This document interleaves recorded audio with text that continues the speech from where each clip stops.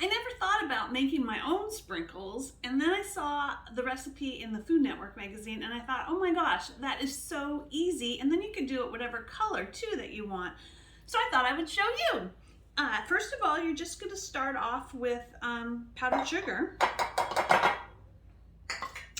And then just a little bit of kosher salt, only 1/8 of a teaspoon, which is very little. And egg white. Then you whisk this up so the consistency that you want should be a little bit thicker than like glue. So if it's too thick, you can add a little bit of water, and if it's too thin, just add a little bit more of your sugar. And then you can put it, I'm going to make it green so that you guys can see it when I pipe it.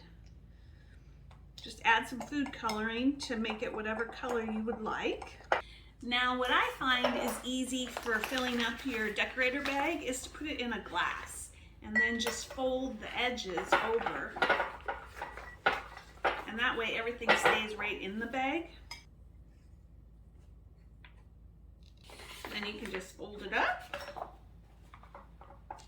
put your clip on, and you want to put your parchment paper on like a cookie sheet, but I thought it would be easier for you to see. And then you're just going to pipe lines.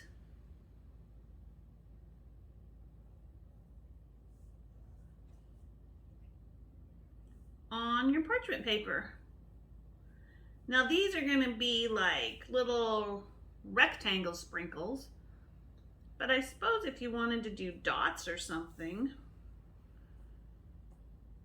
those are kind of big, but anyway, go ahead and pipe this out onto your parchment paper, and then you let it dry for at least 4 hours or overnight. So it does have to dry for quite a while. But I will show you when I'm done and it has dried.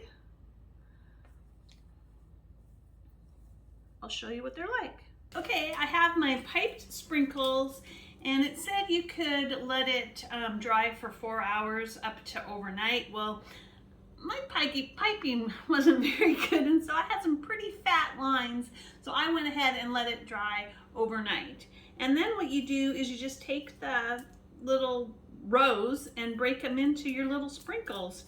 It's so easy, and they actually just kind of, when you lift them off, go ahead and break. You can make them as small as you want, but this is really cool because you can do different colors, or you can even do different shapes. You could do dots instead of lines if you wanted. Hopefully your piping skills are a little bit better than mine. You want to use the smallest tip that you have with your decorating bag, or however you're going to use it. You could even use a Ziploc bag and just snip a little tiny bit off the corner to get those fine lines. But how simple is that to make your own sprinkles? And super cheap. Plus you can get whatever color you want. You don't have to hunt and search for a certain color. Anyway, go ahead and sprinkle your Christmas cookies with homemade sprinkles.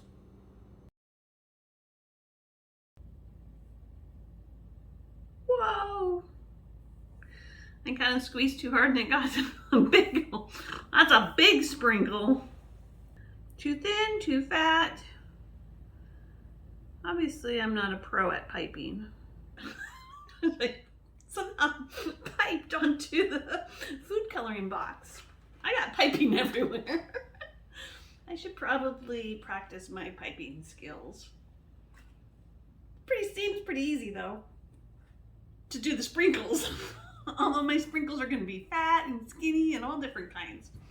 All right, well, now let's wait 4 hours and see what happens.